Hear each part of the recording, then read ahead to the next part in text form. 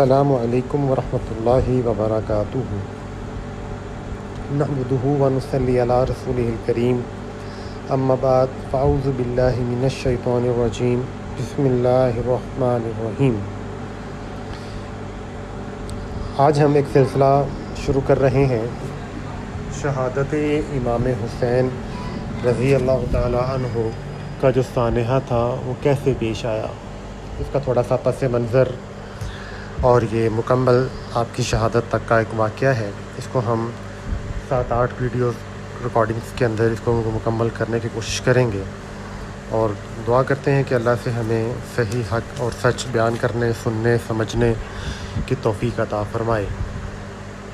سب سے پہلے امام حسین اور حسن رضی اللہ تعالیٰ عنہ کی پیدائش کے حوالے سے ہم یہاں سے شروع کرتے ہیں۔ سیدنا حسین رضی اللہ عنہ 5 شعبان المعظم 4 ہجری کو مدینہ منورہ میں پیدا ہوئے، یعنی کہ ہجرت کے 4تھے سال۔ آپ کی ولادت باسعادت کی جو خبر تھی وہ رسول اللہ صلی اللہ علیہ وسلم کو جب ملی تو آپ حضرت فاطمہ کے گھر میں تشریف لائے، تو آپ نے بچے کے کانوں میں اذان دی، آپ کے منہ میں اپنا لعاب مبارک ڈالا، پھر آپ صلی اللہ علیہ وسلم نے 7ویں دن اپنے نواسے کا نام حسین اور شبیر رکھا۔ آپ صلی اللہ علیہ وسلم یعنی کہ آپ حضرت حسین کی جو کنیت تھی ابو عبداللہ اور لقب سبت رسول ریحانت الرسول ہے۔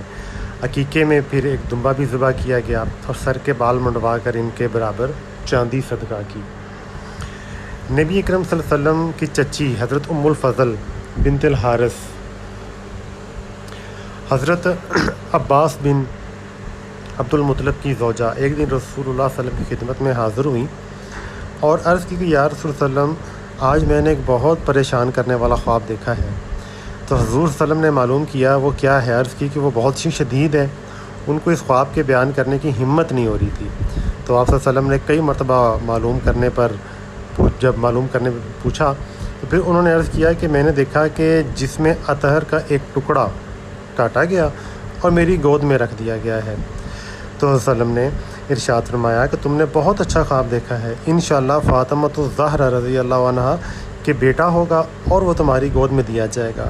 پھر ایسا ہی ہوا اور حضرت امام حسین رضی اللہ تعالی عنہ پیدا ہوئے اور حضرت ام الفضل کی گود میں دیے گئے۔ جو پہلے بیٹے تھے ان کا نام حسن اور ان کا نام حسین رکھا گیا۔ حضرت حسن جو تھے وہ بڑے تھے اور حضرت حسین جو تھے وہ دوسرے نمبر پہ چھوٹے بیٹے تھے۔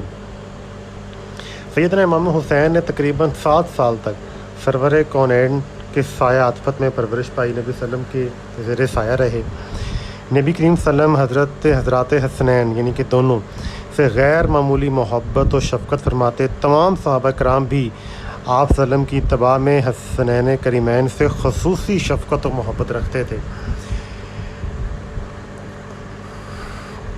نبی کریم صلی اللہ علیہ وسلم کی وصال کے بعد جب خلیفۃ الرسول حضرت ابو بکر صدیق رضی اللہ عنہ، عمر فاروق رضی اللہ عنہ، عثمان غنی رضی اللہ عنہ بھی حضرات حسنین کریمین کو نہایت عزیز اور مقدم رکھتے اور انہیں اپنی اولاد پر ترجیح دیتے تھے۔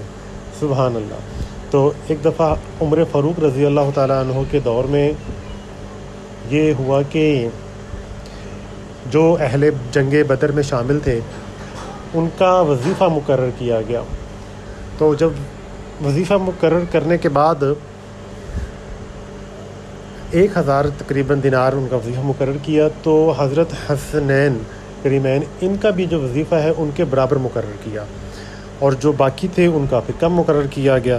تو عمر فاروق رضی اللہ تعالیٰ عنہ کے بیٹے عبداللہ بن عمر وہ اپنے والد صاحب کے پاس آئے، حضرت عمر کے پاس، کہتے ہیں کہ جنگ بدر میں تو یہ شامل نہیں تھے اور میں بھی شامل نہیں تھا، تو میرا وظیفہ کم مقرر کیا ہے، ان کے برابر میرا وظیفہ جو ہے وہ مقرر کیا جائے۔